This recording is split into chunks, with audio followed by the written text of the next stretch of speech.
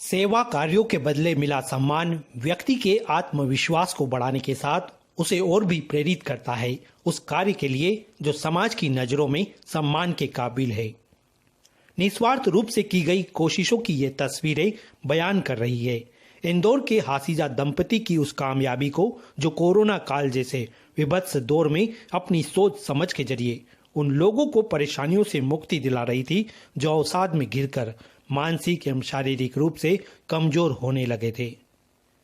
इंदौर की क्रांति कृपलानी नगर में रहने वाले प्रोफेसर धीरज हासिजा और उनकी पत्नी दीपिका मंथन काउंसलिंग सेंटर के संचालक हैं।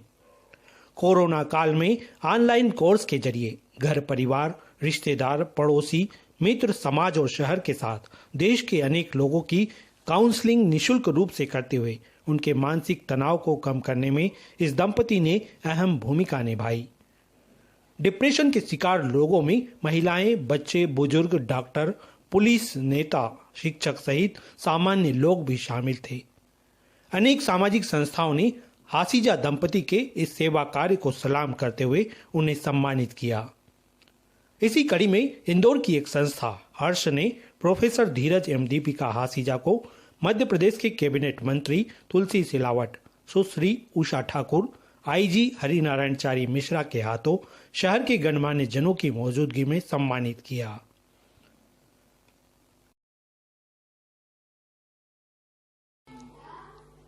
सर, गीता का एक श्लोक है, कर्मण्येवाधिकारस्ते मां फलेषु कदाचन। कर्म किए जा, फल की चिंता मत कर। कुछ लोग फल की चिंता करते हैं और कुछ लोग नहीं भी करते हैं, और कुछ लोग मोटिवेट होते हैं कि हाँ, हमें अगर कुछ परिणाम स्वरूप कुछ मिल रहा है तो हम आगे और इंस्पायर होते हैं। हमेशा ऐसे ही रहा सर मन में कि मनसा वाचा कर्मणा कुछ दें लोगों को। तो काउंसलिंग स्किल्स थी जिसको दिया। सम्मान इतने बड़े लोगों से मिला, तुलसीराम सिलावट जी से, उषा दीदी ठाकुर से, हरिनारायणचारी मिश्र जी से। ऐसे लोग जब मंच पर होते हैं, उनको देखकर जब हमें सम्मान मिलता है तो मन में आता है कि अभी दिल्ली दूर है, अभी और कार्य करने हैं, अभी ऐसे बहुत सारे मुकाम हासिल करना है, बहुत सारे लोगों तक पहुंचना है जिन्हें वाकई में हमारी जरूरत है। यकीनन लॉकडाउन के उस दौर में जब हर कोई किसी न किसी के लिए कुछ करने को आतुर था, ऐसे में जिसके पास जो था वो जरूरतमंदों को बांटने की कोशिश की गई। हासिजा दंपति के पास हौसला था लोगों को बेखौफ होकर जिंदगी जीने के लिए प्रेरित करने का। उन्होंने अपने तरीके से उसे जरूरतमंदों तक बांटने का अनुकरणीय काम किया और यकीनन हर किसी के अप्रत्यक्ष प्रत्यक्ष सहयोग से देश समाज बन गया और वो काल हार गया और मानवता जीत गई। मुझे ऐसा लगता है कि भारत के हर नागरिक ने अपने अपने माध्यम से, अपने अपने तरीके से और जो जिसकी कैपेसिटी थी उस तरीके से एक दूसरे की मदद की, और ये सिर्फ हमारे भारत में ही संभव हो पाता है। तो मैंने भी सोचा कि मुझे भी कुछ करना चाहिए। तो अब हम क्या कर सकते हैं? हम डॉक्टर नहीं है, नर्स नहीं है, मैं तो व्यापारी भी नहीं हूँ, मैं तो सब्जी बेचने के लिए भी तैयार नहीं थी क्योंकि मुझे आइडिया नहीं है। तो फिर क्या किया जाए? कुछ तो करा जाए। अगर भगवान ने सभी को कुछ न कुछ जवाबदारियां दी हैं, जिम्मेदारियां दी हैं, तो हमें भी पीछे नहीं होना चाहिए सिर्फ ये बहाना बना कर कि मैं टीचर हूं और मैं कुछ नहीं कर सकती। तो हमने सोचा कि क्यों ना हम हमारे स्किल्स का कुछ जो भी हम योगदान दे सकते हैं वो समाज को दें। प्रोफेसर धीरज हासिजा का कहना है कि उनकी सेवाएं निशुल्क थी। बदले में उन्होंने अगर कुछ पाया है तो आत्मसंतोष, प्रसन्नता का अनुभव और लोगों के दिलों से निकली दुआ। उन्होंने कहा कि कभी सोचा भी नहीं था कि वो जो कुछ कर रहे हैं उसके बदले में जो मिला वो इतना कीमती होगा, और यकीनन उन्होंने भी जो दिया उसकी भी कोई कीमत नहीं थी। जैसे जैसे बढ़ता गया, इनकम सोर्सेस जीरो होते गए, एक्सपेंसेस उतने ही रहे या थोड़े से कम हो गए, लेकिन इनकम जीरो हो गई थी। वो लोग जो सारे अपने अपने क्षेत्रों में जाते थे, अपने अपने क्षेत्रों में बड़े बड़े काम करते थे, लेकिन अब सब लॉकडाउन हो गया, सब चार दीवारी के अंदर। अब क्या, कोई किसी को समझ नहीं पा रहा था क्योंकि हमने इतना समय कभी किसी का गुजारा ही नहीं था। तो अब क्या, उनके मानसिक स्वास्थ्य पर बहुत फर्क पड़ने लगा।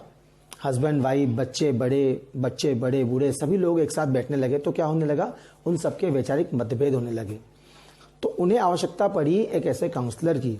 अब काउंसलर को जब उन्होंने अप्रोच किया, यानी कि मुझे, तो मैं उनकी निःशुल्क काउंसलिंग करता था। मैं उन्हें सुनता था, समझता था और उनको अपने अकॉर्डिंगली उनको मैं पूरे एक्सपर्ट टिप्स दिया करता था कि इस प्रकार से आप उनसे बच सकते हैं, निराशा से, कुंठा से, अवसाद से। लेकिन देखा कि रिजल्ट्स तो कम आ रहे हैं, क्योंकि मैं करता बच्चों की और पुरुषों की काउंसलिंग। जब देखा कि इनके साथ उनकी माताएं या इनके साथ इनकी वाइफ्स नहीं हैं तो वो रिजल्ट्स कम आने लगे, तो मैंने मैम को अप्रोच किया। फिर मैम ने महिलाओं की और बच्चों की काउंसलिंग की। रिजल्ट्स थोड़े से बढ़े, लेकिन एक्सपेक्टेड रिजल्ट्स अभी भी नहीं आ रहे थे। फिर हम दोनों ने मिलकर फैमिली काउंसलिंग को स्टार्ट किया। हस्बैंड, वाइफ, बच्चे और अगर उनके घर में ग्रैंड पेरेंट्स हैं तो उनको भी मिलाकर हम लोगों ने काउंसलिंग की।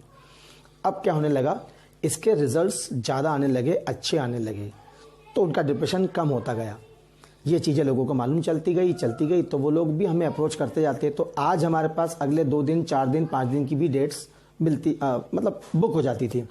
ऐसे करते करते जितने समय रहे लॉकडाउन में हम लोग बंद, हमने अपनी पूरी काउंसलिंग की। बहुत सारे स्किल्स थे मेरे पास और बहुत सारे जो स्किल्स नहीं भी थे वो ऑनलाइन में लेता गया और मैं अपने एक्सपर्टीज़ को वहाँ बढ़ाता गया।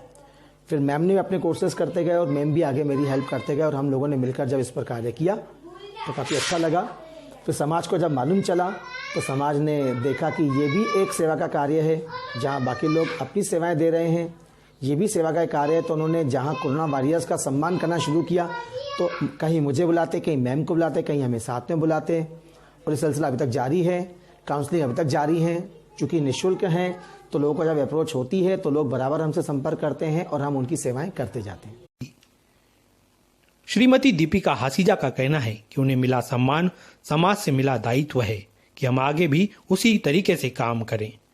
यकीनन समाज से ऊर्जा भी मिली है और वो हमारे कदमों को कभी रुकने नहीं देगी। करते रहे और जो सम्मान की बात है तो वो तो हम लकी हैं कि हमें इस तरीके से सम्मान मिला। सम्मान के लिए नहीं किया था कुछ भी काम, सिर्फ सेवा के भाव से किया था। पर अच्छा लगा, बहुत अच्छा लगा जब इतने बड़े प्लेटफॉर्म पर इतने बड़े बड़े लोगों के बीच इतने बड़े मंच के माध्यम से जब हमें सम्मान दिया गया तो उसका धन्यवाद।